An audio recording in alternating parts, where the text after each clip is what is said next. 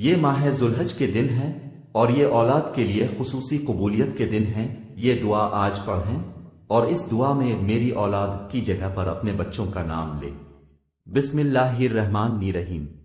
اس دعا کے ساتھ کہ اے پروردگار میری اولاد کو اس حال میں مجھے عطا کیا جب میں بہت ناتواں تھا، اسی لیے میری اولاد کو اپنے پناہ میں رکھنا کیونکہ میں ان کو پناہ دینے میں طاقت نہیں رکھتا۔ اے پروردگار میری اولاد کو ہر برائی، شر اور نقصان سے محفوظ فرما۔ اے خدا میری اولاد کو ہر بیماری سے محفوظ فرما۔ اے مہربان رب، میرا امتحان اور آزمائش میری اولاد میں قرار نہ دینا۔ اے پروردگار میری اولاد کو اپنی آشکار اور پنہا آزمائشوں میں کامیاب فرما۔ اے رب کریم میری اولاد کو اپنے صالحین میں سے قرار دے اور میری اولاد کو دین و عبادت و اخلاق میں بہترین لوگوں میں سے اور زندگی میں سعادت مندوں میں سے مقرر فرما۔ اے پروردگار میری اولاد کو حلال کے ذریعے حرام سے روک دینا اور کرم الہی سے اپنے سوا کسی کے محتاج نہ کرنا۔ اے رب رحیم جس طرح اپنی کتاب پاک کی قیامت تک حفاظت کرنی ہے، میری اولاد کو شیطان کے شر سے محفوظ رکھنا۔ اے مہربان رب اپنے پاکیزہ ترین بندوں کے ساتھ دوستی اور قرب اور اپنی ذات پر توکل میری اولاد کو نصیب فرما۔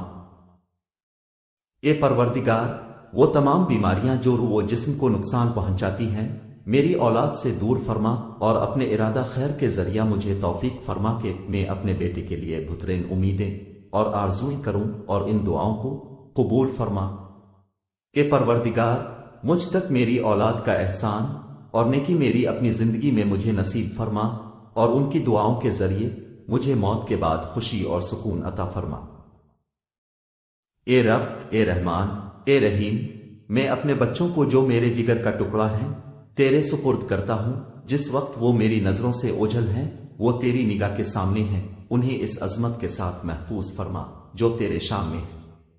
آج وہ دن ہے کہ جس میں والدین کی دعا اولاد کے حق میں قبول ہوتی ہے۔ اے پروردگار وہ جو میری زبان سے نہیں نکلا لیکن تیری حکمت و علم سے پوشیدہ نہیں ہے وہ عطا فرما۔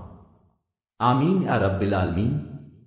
آپ اپنی اولاد کے لیے ان مبارک دنوں میں دعا کیجیے اور اس میسج کو ہر ماں باپ تک پہنچا دیں یہاں تک کہ وہ اپنی اولاد کے لیے دعا کریں اور آپ اجر کمائیں۔